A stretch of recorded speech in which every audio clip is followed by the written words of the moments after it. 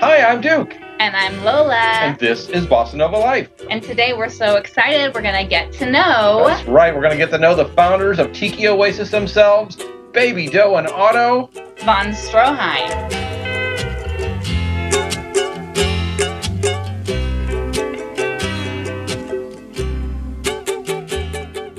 We'll edit out to get it. How are you guys doing? Hi.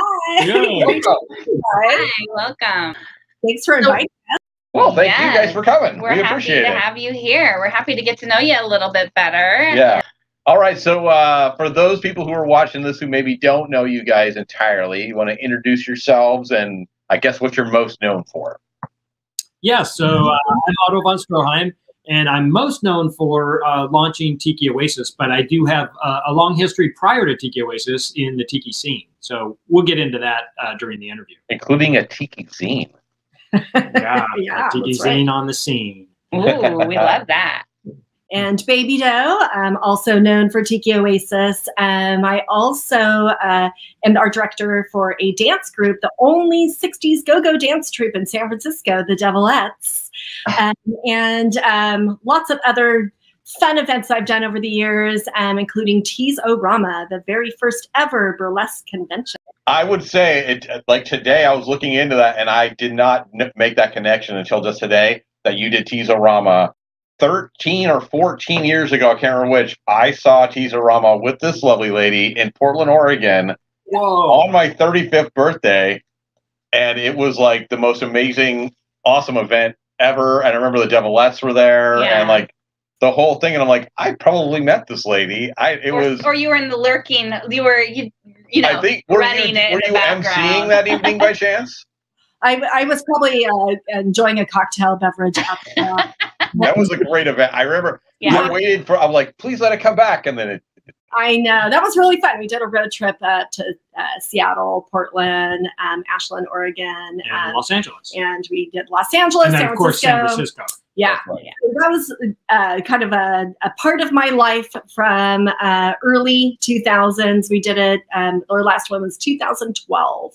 Yeah, it was down on it was so fun. Yeah, you were down on Burnside, I remember. BossaNova That's Ballroom. Where it was. Yeah, the BossaNova Ballroom. Yeah. I'm like, oh, that's an awesome connection. I didn't even know. Yes. That's kind of what we love about this is that it's a small enough scene that you usually find, find that you've met people before or your paths have crossed in some way, and it just makes you feel special. Even if sometimes we'll meet people from halfway around the world and we're like, oh my gosh, we were at that same event together, and it's awesome. Yeah. So what got you guys into the scene originally? I know you both have slightly different stories, and we want to hear. We have slightly different stories, but they converged pretty rapidly. Lately, I've been credited with kind of launching the Tiki scene because when I got into Tiki, there wasn't really a scene. There was no scene. There was no new bars. There was nobody DJing. There were no art shows. There were no artists doing Tiki that I knew of. I had to like kind of connect them and gather them and connect the dots together, and kind of figure out if there were any artists that were doing Tiki art and who they were, and then like bring them into my zine. So I had met Sven Kirsten, who wrote the Book of Tiki, which is basically credited with launching the scene internationally and making it a worldwide phenomenon. The walking, talking encyclopedia. Yeah. It is, on everything. Like I cannot believe, like every time I talk to him, he brings up something that's new that I don't know that's vintage but new, like a new discovery of some sort. Like, hey, do you know of this apartment building in Fullerton? And I was like, no, I never did. Like weird stuff, like that, or he's discovered some mug that we never knew of or something. And I mean, Sven has brought it internationally, like to the museum in Paris, and really made it kind of mainstream, right? But before that, I published a zine, and I published it from January of '95 until 2001. Kind of late 2001 was the last time I put one out. And Sven was my executive editor. He always contributed a story, and then he, might contribute to the editorial section. For some reason, I never made that connection. That's amazing, though. That's a good piece of information. Yeah. So he did that before he did Book of Tiki. He didn't have a book deal yet, and he said, hey, I got all these stories. Nobody's publishing them. This would be great. So we kind of did that together. I said, hey, I'm going to start a zine. He said, yeah, sure. I'll give you all my stories. So each issue had one of his stories. So that's how we started the tiki scene in Los Angeles. And you know, I've DJ'd, I've done art shows, I've written intros for books, I've reissued CDs like, you know, Don Ho and Arthur Lyman. And all of that kind of came out of the fact that I had the zine, you know, and that's how people knew me and how they met other people too. That's how they knew who Beach Bum Berry was, you know, and then me and Beach Bum Berry released the first issue of the Grog Log, you know, and we laid the foundation between 95 and late 96 in Los Angeles. And then I came up to San Francisco to see Corla, well, kind of with a caravan, sort of with Joey Cheesy and Corla Pandit and Skip Heller. And that's where I met Baby Doe. Yeah. It all comes together. Man, that's a pretty crazy mix to run into somebody. And what a great way to just like, there wasn't really a way to network. You had to create your own network and give a place for everybody else. There was no Facebook or you know, hey, I want to be here tonight. There were people connecting through the Bulletin great boards, wide web, right? websites. That was starting in the early 90s. But no social media. You know, we no all, search engines. There was no search so engines. we all like individually sort of got into tiki and started collecting this stuff. Like, what is all this crazy wackadoodle stuff? So we're all individually creating this stuff, right? And not I like that. people that are into the same thing. And so Otto, you know, creating the Tiki News fanzine. Fanzines were sort of this big way of communicating in the 90s, in 80s and 90s. And it was a great way to learn about little subcultures that were happening. And so I, of course, subscribed to Tiki News, like, because I was a Tiki collector. And I had my first website in 1994 that was all about my various obsessions, which included Tiki and people's Tiki collection. So Otto kind of knew about me and I kind of knew about him. So when we met each other in San Francisco at Corla Pandit show in 1996, 96, it was just, you know, all we love at first sight, everything connected. We had mutual friends, like, you know, some of the first friends in San Francisco were also some of my friends that had moved from LA to San Francisco, you know, and we had mutual San Francisco friends. Yeah. So it was kind of funny how it just fit together like a puzzle. It was kismet. I love it. I love that. Yeah. I love the idea that your energies like reached out to each other, and that's like before GeoCities. And it's funny, like when we look back at the 90s, right? This was like this time that was like sort of it was pre Sven's book. It was sort of pre all of that. But we, you know, we were connecting with other people through things like, you know, news feeds and other magazines, different ways that we started to kind of see, oh, wait, there's a scene there.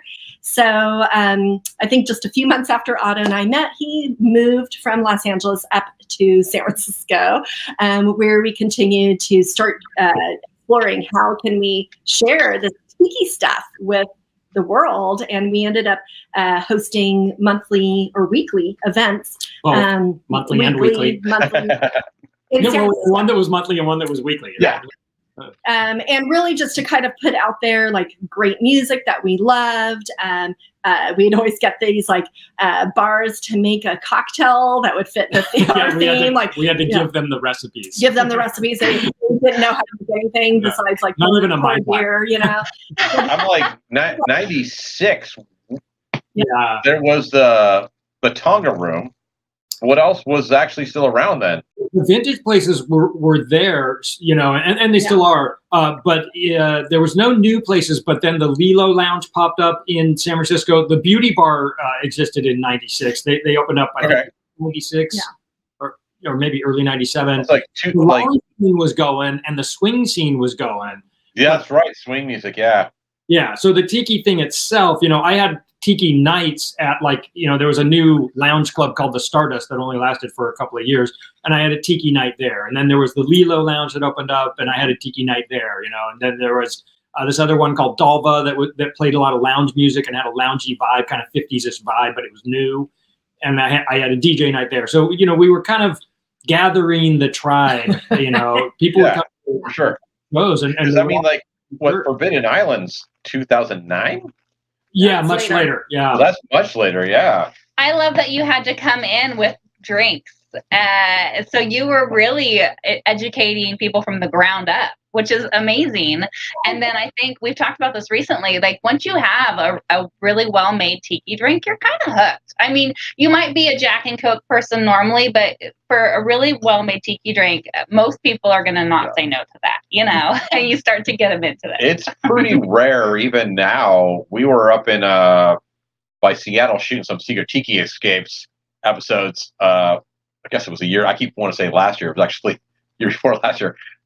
And we went to this little sports bar, and that was the first place in like probably 8 months that we went into. And you asked for a daiquiri, and they said we don't have a blender. And normally I'm like, because I was actually surprised. Like I'm saying, like most places have kind of like stepped up at least their basic game. Yeah. The cocktail scene in America has evolved incredibly. I mean, it's really awesome. Yeah, I mean, again, the lounge scene in the early 90s in LA, I would go into just, you know, a nightclub that was happening where there's lots of people and ask for a martini, and the bartender is like, yeah, you got the recipe for that? You're like, you know, you don't need much. They're like, gee, somebody hasn't asked for one of those in a while. And I would think, really? That's weird, you know? Yeah. I think, not to get too far down that bunny trail, I think that YouTube is probably the #1 cause. Obviously, all of the food TV shows and all of that stuff, but I think the cocktails in particular, YouTube really just exploded 10 years ago with that. And then bartenders who may be in a smaller town where they aren't, and now they can learn stuff. Yeah, they maybe aren't exposed to it in their small town, but they want to know more. They can go online. Yeah, the craft cocktail scene. Yeah, huge. It is. And good for all of us, right? Yeah. The benefits of that. Yeah, it's good for the bartenders and good for the customers. It's funny to think about, like, as we look back at the early days of the tiki revival, and you know, all of that happened sort of rapidly, right? So like once we started to make that connection, and people were making art and getting more into tropical cocktails and getting into retro fashions and all of that, it was just like on fire, because tiki is fun. Everybody can get into tiki, right? So it didn't matter if you're like a punker, a rocker, a swing dancer, you know, everybody sort of got into enjoying these moments, to being together in a fun tiki atmosphere. So it was actually pretty easy for Otto and I, like once we started doing these events, that people would just come, you know, because we're like, hey, it's $2 to get in, and I get a, you know, fun night with, you know, fun entertainment, and I can, you know, dig out a fun, colorful shirt or throw on a plastic lei and have a great time. So, you know, it just sort of like evolved very quickly. And before we knew it, like Otto and I were hosting like quite large scale events in San Francisco. And so that's sort of like the segue of like how we ended up doing Tiki Oasis. Yeah, I mean, you know, our events started as like, you know, me doing a DJ night, and there would be, you know, 20 or 30 people, like, you know, kind of like just a normal weeknight DJ night. But when we started doing our once a month, we would sell them out. The club capacity, it was small. It was like maybe 100 people, but we would sell it out. And you'd look around and they'd all be wearing Hawaiian shirts, and they would be like, you know, rock and roll people, or, you know, older punkers or something, you know, and they're like, oh yeah, I've always had Hawaiian shirts, and I'm so glad you're doing this. I'm totally into that. And I would think like, wait, I know you from that band, you know, I didn't know you were into tiki stuff. And they're like, oh yeah, I've always been into it. I have a couple mugs at home. And so we kind of, the scene saw us doing this publicly, and they were like, yeah, we want to do that. We want to go there. So San Francisco really embraced the tiki scene. You know, we won awards in the Bay Guardian for like best tiki night. And it was like, well, we're kind of the only tiki night. But you'll take it. Yeah. It was cool. Well, one was Caribbean only music, and then there was you. Yeah. So you guys won. I mean, to answer your question though, I mean, there is the Tonga Room, and there is Trader Sam's out in the avenues in San Francisco. Yeah. And there was a few other ones around, you know, Trader Vic's had their San Francisco location until the early 90s, I think. And then they still have their Emeryville one. So there were a lot of vintage tiki bars around the San Francisco Bay Area at that time, and there still are a few. So that was easy also because people had a lot to talk about. They had places to go. You know, it was pretty vibrant, active scene as far as it's.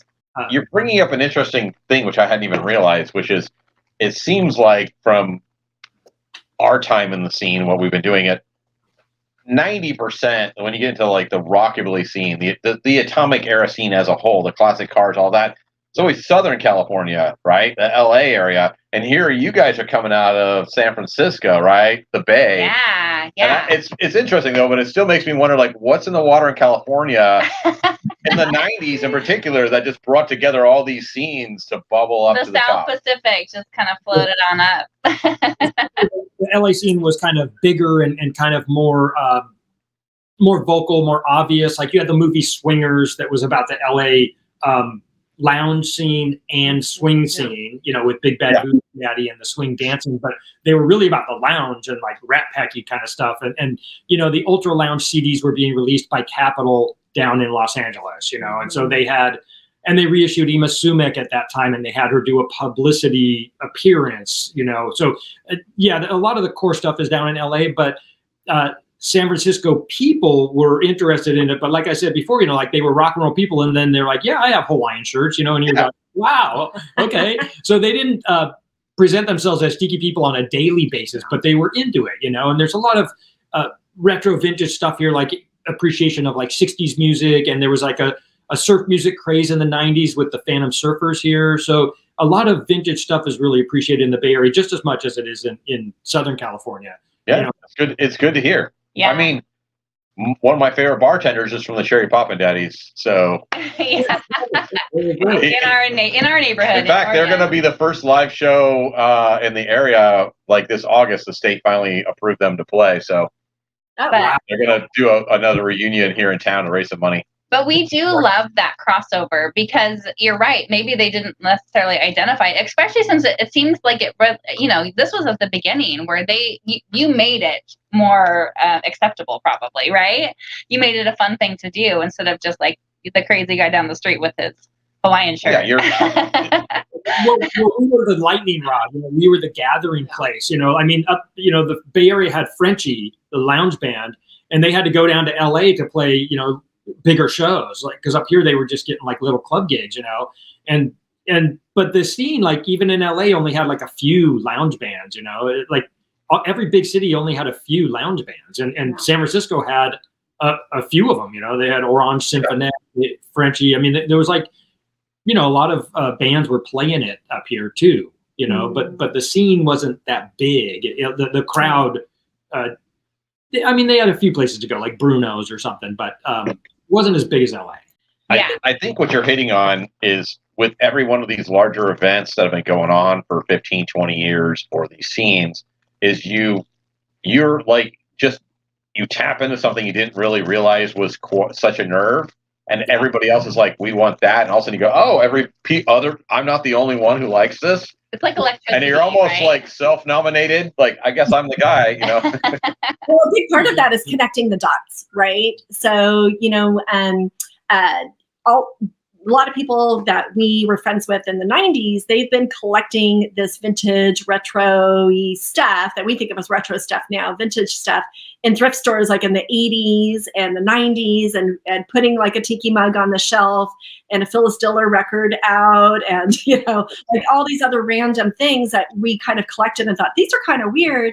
But when you started to do these events, you started to connect the dots, right? So then you start having people like the Velvet Hammer in Los Angeles that was a burlesque troupe that were discovering these women from the past that were doing these amazing performances, and like, how can we recreate that? And so they started to do that. And then you have the music aspect and the cocktail aspect and the fashion aspect. So all of this is sort of happening at the same time. And something like Tiki Oasis or say Viva Las Vegas, those were moments where people started to kind of connect and go, wait, you know, I like that, and I like that too. Yeah. Oh, yeah. And I feel like the aesthetic is a big part of it. Because, I mean, there are definitely other movements that are, you know, happen, the grunge movement up in Seattle and different things. But there's this amazing aesthetic that mid-century has that is both a throwback to an era that either did happen or isn't just in our imagination. And also the other thing I like about it is it's kind of a call forward to an imaginary future, because they, you know, there's a lot of this futuristic stuff that happened in the mid-century. Not that that's necessarily tiki, but it all happened around the same time. And it's just kind of this great time to be a part of or to collect from. So I like what Baby Doe said. I've never thought of it before, but it is wackadoodle. It's like yeah. it's that cheesy, the stuff that's like, this is, and that's why I can see punks being attracted to it, because it's just like, this is not mainstream. This is for counterculture. It's almost uncool. It's so uncool. It's cool. I guess that's a good way to put it. Yeah. I love it. Yeah. When I lived in LA, me and a few friends threw a huge event called Exoticon, and it was a lounge, concert, just one night, but it starred Combustible Edison, and we had Corla Pandit there. We had every lounge band, like Joey Altruda, Joey Cheesy, like every lounge band we could get in LA, which was like 10 or something. And pulled out the Park Plaza Hotel, like a huge venue that, like, say, the Red Hot Chili Peppers would play at or something, 1,500 people, and it was sold out. We had to turn away a couple hundred people. We drank the bar dry in like a couple hours before the show was even halfway done. It was freaking out. That was a precursor for Tiki Oasis. Correct. Yeah. It showed us like what was to come, right? And where was I going with this? So, anyways, that happened in October of '95, and it showed us how big the scene was, like how many people really appreciated the lounge scene and wanted to tap into it. Oh, I was saying, so the fact that Tiki is offbeat and off kilter, and this whole lounge thing is off kilter, was really driven home to me that night when I met Mark Mothersbaugh and Matt Groening, like at the height of The Simpsons, when they were like the coolest thing and everybody's watching it and they were winning all kinds of awards. And at the height of Mark Mothersbaugh doing soundtrack music, and Devo was still on people's minds, and they hadn't done a reunion yet. Those guys were there to attend this show because it was like a lounge and tiki show. And they're like, oh yeah, that's cool. We want to be part of that. We want to go to that. We want to check it out. And I met them, and it's like, wow, I just met my heroes tonight because we're into the same thing, So that's a great example. I mean, they're both like from the punk scene and from this like avant-garde and noisy band and, anti-commercial kind of thing. And then it all comes back together in lounge and tiki as being like, I don't know, kind of mainstream. Like we can all come together and enjoy this bigger thing. Nice. Well, and I would say good for you guys, because take the credit. Like a lot of people could be like, oh, this is a fun thing, but you were able to, you had the energy or the passion to pull it all together, right? To actually say, okay, well, I could just show up at a bar and enjoy it, or I could be part of, take the time, the energy to actually make it happen. Guys, like what we had unleashed, so like back in the day, like honestly, we were just coming up with events to promote his zine, Tiki News. Like that was our goal. Like, oh, okay, let's do that. And then it eventually became like, well, maybe we could promote the artists and curate an art show, or Sven has a book coming out, how can we help him with that, or Jeff Berry with his cocktail book. So all of that sort of like became bigger than we had ever imagined. And when the very first Tiki Oasis that we did, we didn't set out to do a large scale event. We really just set out to do an event to support a hotel and to make sure to keep a historic location around. And so we didn't actually set it, we didn't have in mind that we were going to continue to do this event and it would like turn into this huge thing. Like that was never our goal. Yeah, the beginnings of Tiki Oasis is pretty interesting that way. Like we just said, hey, let's have a party at this hotel to preserve it. It was an architectural preservation movement to support them and show them that people were interested in this tiki style and they shouldn't remodel it. And it worked. And then after a couple of years, we were like, oh crap, we have this big event on our hands. We have to provide entertainment. We have to provide a mug, an event mug, like we made the first Tiki event mug ever. Like it just, sort of by accident, like, we were friends with Monk Tiki and they were like, your event should release a mug, because before that event, first of all, there were no events, but second of all, events didn't have a mug, and now every event has a mug in the Tiki scene and probably in other scenes too. I don't know. Events had a t-shirt or events had a poster. And we didn't have those either, by the way. Like, the first poster we had was maybe the third or fourth Tiki Oasis. The first T-shirt we had was Tiki Oasis 5, and the first mug we had was Tiki Oasis 3. So, I mean, it just shows you how the scene has grown and how it really kind of came together organically. Okay, recording started. Okay. Well, I'm going to ask you guys a question that I should have asked earlier, so this will be good. I can splice this in. Because sometimes the questions lead into things, and I'll actually put them slightly out of order as for the answers. But Tiki Oasis, it's the oldest and largest Tiki Polynesian pop festival in the world. How would you describe it for someone who had never been there? Great question. It's hard to talk about yourself, or hard to see yourself from the outside. We describe Tiki Oasis as 5 nights and 4 days of non-stop. Wait, what is it? 5 days and 4 nights. 5 nights. Let's start over. So we always describe Tiki Oasis as 5 nights and 4 days of non-stop Tiki fun. So we have cocktails, we have DJs, we have bands, we have a marketplace, we have seminars, we have pinup girls, we have some things for kids to do, lots of things for adults to do. It's the playground of Tiki. And we love creating this event. It brings a lot of joy to people, including us, to give the gift of Tiki to everyone. We like it so much, we actually created a second event called Arizona Tiki Oasis that happens in the spring, and then our Tiki Oasis in San Diego happens in the summer. Yeah. Nice. I love that. I love what you hit on there too, which is, I guess, family friendly is the word you want to use for it. I've seen pictures where you've got like 5 of these vintage pinup models sitting by the pool with little kids swimming on the pool with their little flippers on, you know what I mean? And you don't always see that at some of the retro events, you know what I mean?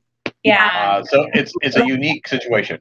Yeah, well, we have kids, so we like to do an event that includes the family. But honestly, it is a little bit more catered towards adults. There's a lot of cocktails flowing, and there's some wine entertainment. We've got a midnight burlesque show. The parties happen all night, so there's a little bit of something for everyone. Yeah, there's kind of a curfew time, right? So in the San Diego event, the bands end at 10, and then the midnight burlesque show happens a little bit after that, and then some room parties. So generally, it's assumed that your kids are in the hotel room after 10. Yeah. There's a time and a place for everything, or for everybody and everything. But it's also good for the kids; they get to rest up for the next day, so they need their sleep. Yeah, we have a Tots tour, and we have a Tots room, like a kids' room where they can make art, and they have some kids' movies showing in there. So we have something for everybody. The kids love the car show, and then car people love the car show, and then rockabilly people love the car show. There's a little bit of something for everybody. And we did the Arizona Tiki Oasis is a little bit more kind of upscale. It's more kind of adults only. Not that we ban kids, but they just don't come because it's kind of a nicer upper class. Yeah. The Arizona Tiki Oasis event is a 21 and over event when the sun goes down. Yeah. So starting at 6 o'clock, it turns into cocktail parties and late night entertainment. So that event is a little bit different than the San Diego event. That's planned for this year as well, correct? Yeah, we are going forward with it. Yes. We have what time of year is that one again? Spring. So that's the last weekend of April. At Valley Ho Historic Hotel in Scottsdale, Arizona. And that event, actually, we created it as a smaller scale event, really this idea of small pods of people kind of going around enjoying different elements that we create. We create more like experiences for people. So it's possible that we'll be able to still do the event this spring. We're just hoping the numbers are on our side to do that. And, health and safety is what's most important to us. Well, we're going to do the event, but we don't know the scale and the complexity of it yet, right? Yeah. So we're planning on doing the full event just as it was in 2019. but we might have to scale some things back, and we're definitely going to have to spread some people out, and have lots of floor mats, floor road maps. Yeah, I'm curious to like 2022, maybe before we have room parties again. Right. Yeah. We're going to discourage or maybe even ban room parties. I don't know, depending. Yeah. It really does depend on what goes on. So I'm super excited that you guys are planning to go forward with it, because we've got to start doing things again. And yeah, we have to be open to how that looks, right? But we want to make sure that things keep going. So glad you guys are doing it. It's so important for us to have joyful moments in the future. Right. And since Tiki Oasis is all about people coming together and experiencing something, what does that look like with your face masks on and social distancing? What can we do? So we're really lucky that both of our hotels are open right now. They're functioning. They're moving forward with what they're offering. So, things might look a little bit different for 2021, but we're excited to present something to people that is tiki. It's fun, playful, safe, well organized, and brings back that little bit of sparks of joy that I think we all want right now. Yeah, and looking and giving something to look forward to, like that's part of the joy of it all, right? It's something to look forward to. I love the hat. So I guess that would lead me into another question. We'll move off of that. What got you into? I can never remember the name of that style of hat too. The ones that come over the eyes. Well, I love vintage hats, clothing, fashion, everything. And I have lots of raffia hats, and I really got into the sunglass hat. Yeah. Are they just called sunglass hats? So these were popular in Italy in the late 1950s and early 60s, and I have a handful of these hats. I actually stopped collecting them because people were like, do you want another sunglass hat? Now, of course, I have regretsy of saying no, but like, how ridiculous is this hat? They always kind of reminded me of Mushmouth from the old Fat Albert cartoons. Remember he had the over his eyes. Yeah. So this is sort of, I guess this has sort of become an iconic image of what I'm about, which is just, something that's fun and joyful. And an artist friend of ours, MP, a few years ago said, hey, Baby Doe, we should do a tiki mug of you and your hat, which I thought was really a fun idea. And it just finally, with, the world being what it is, I now have a Baby Doe hat mug. And oh my gosh, I love it. I didn't realize that the earrings jingle. The earrings are amazing. Oh my gosh, it is amazing. Back. Yeah. So is that Monk Tiki again?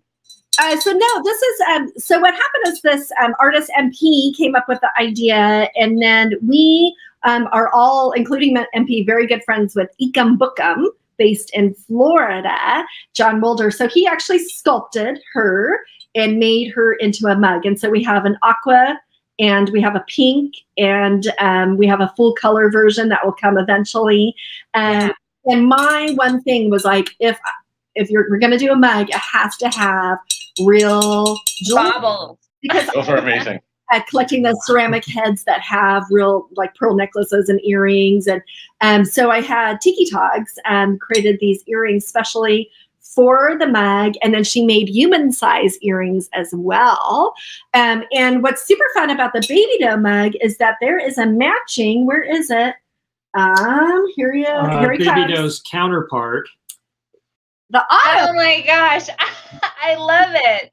You guys, those are so See, I've good. never seen a video of either of these. I've seen the pictures, all the different tiki. They're so good. They're together again at last. So Otto has his mug that I guess launched at Arizona Tiki Oasis in 2019. Yeah.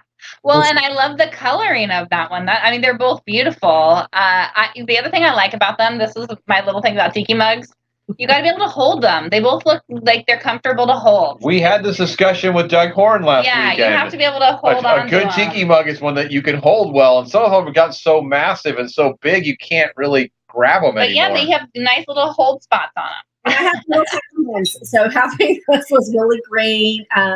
And Otto's mug was made by Notch. Bay Area artist, Notch, who's done a lot of tiki bar interiors and carvings and other mugs. You know, if Notch, you're out there and you ever want to do some BossaNova Life stuff, you know, we wouldn't say no. Nobody wants to see me on a mug. Maybe Lola. What amazing art, though. Did you say Otto? Otto, sorry. You could have a couple's mug. Yeah. Ooh, we could. That would be hard to hold. Maybe small. Maybe we'd be squished up against each other enough that it would be okay. My mug would have to have a big stogie.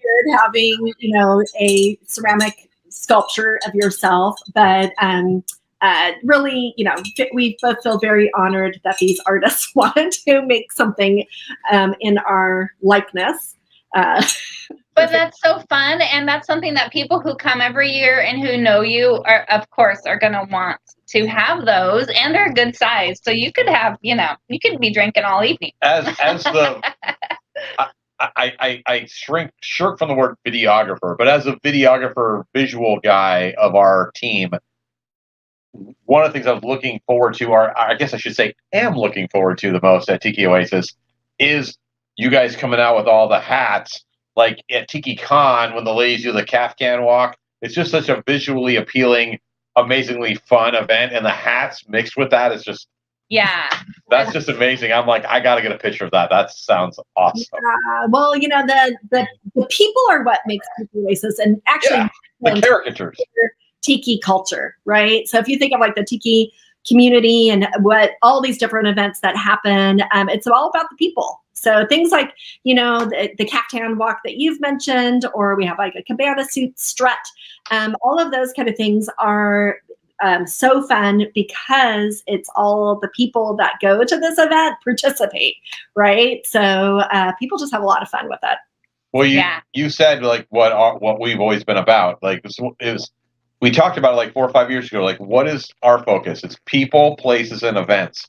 And so if you can go to an event that has amazing people who, you know, you're basically people watching. That's what you're doing. That's what our channel has always been and about. And at the same time, giving, I tell people who are like, oh, do I need to go to these events? And I'm like, but you love the clothes. Where else can you go and wear vintage clothes or even reproductions that are beautifully done, that people are going to appreciate it? You aren't, unless you go to these beautiful weekenders or events. I'll say that we've got some of our best friends on the planet who were like, we love what you guys do with your videos, but we just don't really get it. We're not really into that scene that much, but we love the clothes and stuff. And they were like, what event should we go to? And we talked about, so we drug them to Tiki Con one time, and they went nuts. They like instantly went full tiki all the time, and now they're like, we got to go to Viva Las Vegas. We got to check these things out. I'm like, it's an event. Like, the people are amazing, and they suck you into the scene. And you realize what you were saying, Otto. People who didn't even know it, they're like, yeah, I like tiki. I don't think they ever quantified it before that, right? They're like, I had the shirts, I got the things, and you put it into a box where they could go, oh, this is its own thing. That actually a world that actually exists, and you feel like you're part of something, which is fun and amazing. So, you know, then you meet those other people, and then now you have tiki friends. You know, yeah. You can make tiki friends. Make more of them. Well, it's sort of like we always describe it as the Ohana spirit, right? Like you bring everybody together, and once you're there, you just get it. Right. So the early days of Tiki Oasis, people would, our friends that weren't into Tiki would say, I don't know if I'm going to go to Tiki Oasis. I don't know if I'll have fun. And we were like, I don't know, maybe you'll have fun or not. Now, no matter what, we tell people, come once and we'll see you after that every single year. We guarantee them that it will be fun. Just I can honestly tell you, we've gone to obviously a variety of events, and I have heard Tiki Oasis's name discussed and mentioned all the way from Spain to Nashville. We've gone to these rockabilly events, and we're like, and even at, like I said, so in Spain we're at the High Rockabilly on the Mediterranean. Our first trip to Europe, hopefully one of many. But we were sitting there, and they had a tiki pool party, and they said we have a tiki pool party because some of the people from here went to Tiki Oasis and loved the pool party so much. They have this tiki pool party with like rockabilly bands, and it was just fabulous. And they were talking all about it. You guys are worldwide. You've literally blown the scene up. So yeah, we try to have fun with it, right? So we don't do the same type of event every year. We sort of change it up and have a different theme, a different focus. We experiment. We try things out. We present different people. So we don't have, for example, even the same bands, entertainment, DJs. They shift out because we always want to make it fun, new, fresh for people. So you're hitting on something. I wanted you to go, if you can, go deeper into that. Everyone else takes it for granted now. You like look at these different tiki events all over the place, and they all have a theme every year. But that's because of you. I've never seen another event of like I don't see a classic car show. I don't see a rockabilly event who has a theme. Just tiki events. What? And I see that it went all the way back to 2001 when you started, which is 20 years as of this year, by the way. What was the thought process behind a theme? Was it just a fun idea, or what? Well, the theme, we didn't have a theme at first. I mean, it was sort of themed. It was Sven had said modern primitive.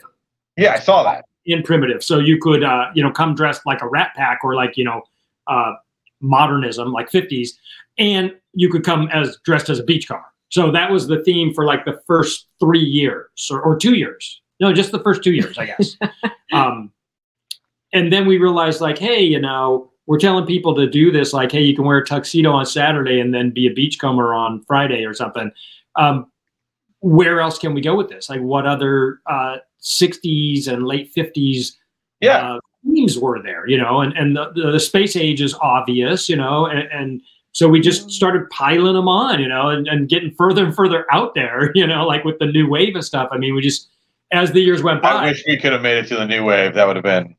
So, we were worried about that because we're like, well, it's the 80s, and the 80s is not so tiki, and so we mixed that with surf, the surf revival of the 80s, So a lot of our themes come from the music. So, we would explore the music in many different ways. And so like Otto was saying that we did Catch the New Wave, which was all about, in the 1980s, was this big surf music revival that actually a lot of people don't know about. And we wanted to present that, but we felt that that alone was not big enough to just be a whole theme. Because we had a surf theme previously, and it was all surf. So it was vintage and new surf, But this would have been just, 80s revival surf of like, Agent Orange and, Insect Surfers. The 80s stuff definitely hits for me. And I remember like all of that early 80s second surf wave stuff as like, John, like watching MTV late at night and be like, what is this? Right, yeah, like Dick Dale was still, happening. He had like this new wavy kind of sound at that time. He had a keyboard player, The B-52s were still popular at that heavy surf influence. Yeah. And, there's that crossover that happens, right? So when you start sort of exploring it through the music, then you can explore it through fashion and through art. And, at Tiki Oasis, people go nuts. They like to explore in lots of different ways. And it could be really, really fun. And check out our mug from that year. Yeah, then we can riff on that, Oh my gosh, that's awesome. Jesus freaking Christ. I've never seen that in my life. I want that so bad. Yeah, it's like a video game case meets oh my gosh. Yeah. Oh, Duke's gonna, that's his Christmas present, I guess. Oh my gosh. I've never laid eyes on that. That is amazing. That is amazing. And this is one of the things like, so people come to us sometimes like, oh, you guys are so deep in the scene. You must know all of the stuff. And once again, I want everyone to know that every scene is so deep. There's so much to learn. I know enough to be dangerous about various scenes, but not enough. I want that mug. And knowing what mugs go for nowadays, I'll probably never own that mug. But I do have to say, we've done lots of really fun themes over the years. Everything from a spy theme to go-go theme, surf music, monster. The spy scene is like, that's awesome. Yeah, spy is really good. Everybody gets spy is what's up. Yeah. You know, that's so deep. You know. We did even a South Seas cinema theme. But say that even with all the themes, if people just come wearing aloha wear and hanging out, drinking tropical cocktails, like, you know, it's sort of up to them how deep they actually want to go into the theme. It's just a layer of sort of fun and exploration that happens. So like we did the Beat Tiki theme, and we ended up becoming really great friends with the folks that run the Beat Museum in San Francisco out of that. So, you know, for us, it's this like exploratory moment, like, oh, we like beat stuff. And then we dig really deep into it. And then we find other people that are super into it, and it just grows from there. And so that's why, you know, every year we try and shift things up, make it a little bit different. Do you have a favorite theme you can think back of, like a favorite year that you just thought this is it? You know, Monster was really good because a lot of Monster. Oh, that's a good idea. Yeah. People really dug it and dressed up really crazy, all kinds of different monsters. Like we didn't say which monster. You could redo that one, and I don't think anyone would complain. Spy was also really good because again, it's so deep. Like, you know, you could just be James Bond, but you could be, you know, goofy like Inspector Clouseau, or you could be a cartoon, or, you know, there's all different kinds of spies. I already am Inspector Clouseau. I don't need to try very hard. We do. So we love the Avengers and the Peel, and so they're kind of spyish. Yeah, but that's just a fun way for people to be able to tune in a different way. So yeah, I love it. And I think great. Is the Spy Year was probably the first time that people took the whole theme to another level. So people created side groups, like there was they had their own spy cabals, right? Yeah. Well, you had the Women of Aloha, like Spy versus Spy. Yeah. There was all these groups like way before the event that were meeting up and everything. And so then they were sending messages to each other during the Morse code or like coded messages. Exactly. This sounds amazing. Yeah, how fun. Oh my gosh. This is going back to my high school days when I was in International Relations League. I'm gonna give up my nerd roots. But I mean, here's the thing: is that now you've created this whole, you know, scene of people who are now friends because of Tiki Oasis, and they probably talk all year long and get together. When you were talking earlier about when people say, "Should I go?" and because we've had this before, and we've even felt it before when we've gone to events where you're like, "Well, we don't really know anybody. Is it going to be fun? Or are we going to be sitting by ourselves?" I have to say the Aloha spirit is just, it's amazing. And I've heard the same thing. Tiki Oasis is just, you find friends. People want to talk to you. They want to invite you in. They want to, offer a toast. So I think that's the best part about it. It's easy for you guys. You run the event. Everybody wants to hang out with you, right? Whatever. But I can say as a guy on the other side, I've been at a Tiki Con, at different Tiki conventions like Tiki Oasis, and people will notice these two people keep sitting off to the side, and I've even done it myself with a camera. Watch them. Is this your first time here? How are you doing? Are you liking it? Let me introduce you to these people. Come over here. You want everybody to have a good time. It's a different vibe. It is so welcoming. And like we were saying, there's sort of something for everybody at Tiki Oasis. And I think that's the whole thing. You sort of find your people like, oh, I want to take the seminars all day and become smarter. I want to at the pool. I plan to, get dressed up and be in the costume contest. Yeah. She's the pool lady. For anybody, and I think that's what makes it a lot of fun, and that's where you find your people and you make those connections, and it hooks people in. So we talked a little bit about this spring and Tiki Oasis Arizona. It's hard right now, but I just want to know what you guys kind of have coming up. What are you excited about in this coming year and then into the future? Well, we've done a lot of planning, and then more planning. We've had a lot of fun in 2020 learning how to take things virtually. So we have done a lot of virtual events. So we've done Otto's done DJing. We've brought in other DJs. We've had dance parties. We've done interviews with people. We've been doing some seminars once a month with our Diversity Inclusion Council. So we're doing lots of stuff virtually, but it does not take the place of getting to be together at all. So we have plans. We have our 2 events. We have Arizona Tiki Oasis in April, and we also have, hopefully this summer, also a Tiki Oasis in San Diego. And we wish we had a crystal ball. We kind of knew what was happening. So we have plans, we have ideas with a really ultimate goal to do something that really brings our community together. Like that is our vision and our plan. It's going to definitely look different. It's not going to look the same as maybe the past, but it'll get people, I think, dipping their toes back into like, how can we be together again? And what would that look like? We do have 20 years of Tiki Oasis that we're super excited to celebrate. So we are working on, for this summer, an exhibit. So a look back at those 20 years and all of the things that we've done. So that will be sort of a immersive experience for people. So we're going to be exploring things maybe a little bit differently, but I think it's just going to be just as fabulous.